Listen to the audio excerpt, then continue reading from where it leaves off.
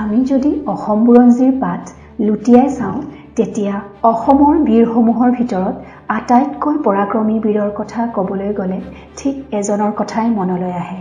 তেওঁৰ বীৰত্বৰ কাহিনীয়ে আজিও প্ৰতিজন অসমীয়াৰ প্ৰাণত শিহৰণ জগাই তোলে, যিয়ে 1671 চনৰ শৰাইঘাটৰ যুদ্ধত শক্তিশালী মোগল সেনাবাহিনীক পিছুৱাই নিয়াৰ ক্ষেত্ৰত এক নিৰ্ণায়ক ভূমিকা পালন কৰিছিল আৰু ঔৰংগজেবৰ সাম্ৰাজ্য অসমলৈ সম্প্ৰসাৰণৰ ইচ্ছাক ক্ষতিগ্ৰস্ত কৰি তুলিছিল।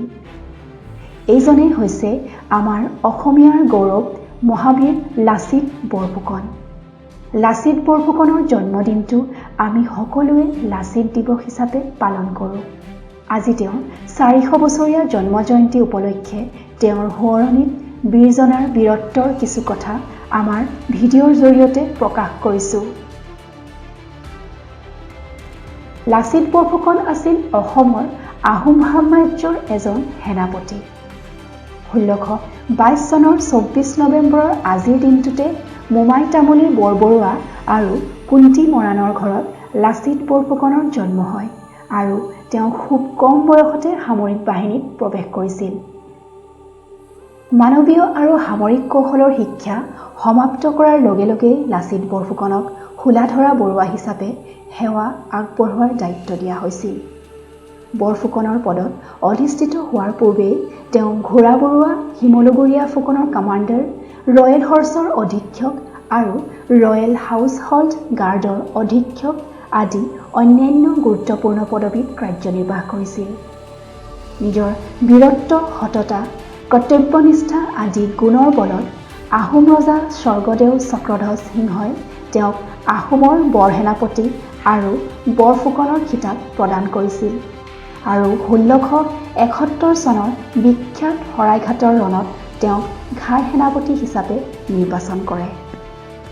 মোগল আহোম সংঘাত প্ৰথমে 1615 চনত আৰম্ভ হৈছিল আৰু তাৰ পিছতো অব্যাহত আছিল। 1638 চনৰ নৱেম্বৰ মাহত মোগল আৰু আহোমৰ যুদ্ধৰ পিছত মোগল জয়ী হৈ আজিৰ দিনৰ গুৱাহাটীখন নিজৰ অধীনলৈ আনে।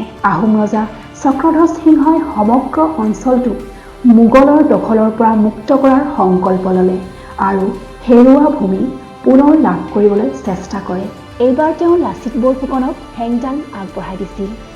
লাচিত বৰফুকনে গুৱাহাটীৰ ওপৰত নিয়ন্ত্ৰণ লাভ কৰিলে যদিও তেওঁ জানিছিল যে মোগলসকল পুনৰ আক্ৰমণৰ বাবে সাজু হ'ব আৰু ঠিক তেনেদৰেই ঔৰংগজেবে এই ঠাইখন পুনৰ অধীন কৰিবলৈ এই শাসনভাৰ ৰামসিংহক প্ৰদান কৰে। ইয়াৰ পিছত আৰম্ভ হয় অসমৰ ইতিহাসত জিলিকি ৰোৱা 1671 চনৰ শৰাইঘাটৰ যুদ্ধ। মোগলসকলে 3000 পদাতিক বাহিনী, 15000 ধনুৰ্ধৰ, 18000টা তুৰ্কী অশ্বাৰোহী বাহিনী, 5000 বন্দুক বাহিনী আৰু 1000ৰো অধিক কামান লৈ পুনৰ যুদ্ধৰ বাবে সাজু হ'ল। সেই সময়তে লাচিতে নিজৰ বুদ্ধিমতাৰে মোগলক ভেটা দিবৰ বাবে একে ৰাতিৰ ভিতৰতে গড় বান্ধিবলৈ সৈন্যসকলক আদেশ দিছিল আৰু সেই কামটোৰ তত্বাৱধানৰ দায়িত্ব তেওঁ মোমায়েকৰ হাতত অৰ্পণ কৰিছিল।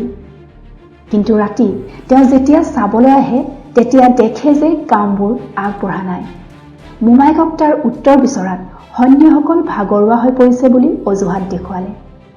নিজৰ কৰ্তব্যত গাফিলতি কৰা দেখি লাচিত বৰফুকনে খঙতে হেংদাঙেৰে দেশতকৈ মোমাই ডাঙৰ নহয় বুলি কৈ থিতাতে মোমায়েকক শিৰচ্ছেদ কৰে। তাৰ পিছত এৰাতিৰ ভিতৰতে গড়ৰ কাম সম্পূৰ্ণ হৈ উঠিছিল। এই গড়টো আজিও ব্ৰহ্মপুত্ৰৰ বুকুত বিৰাজমান হৈ আছে। লাচিত বৰফুকনৰ দেশপ্ৰেম, কৰ্তব্যনিষ্ঠাৰ এইটো এটা বিৰল উদাহৰণ। এনেদৰে যুদ্ধ অব্যাহত আছিল।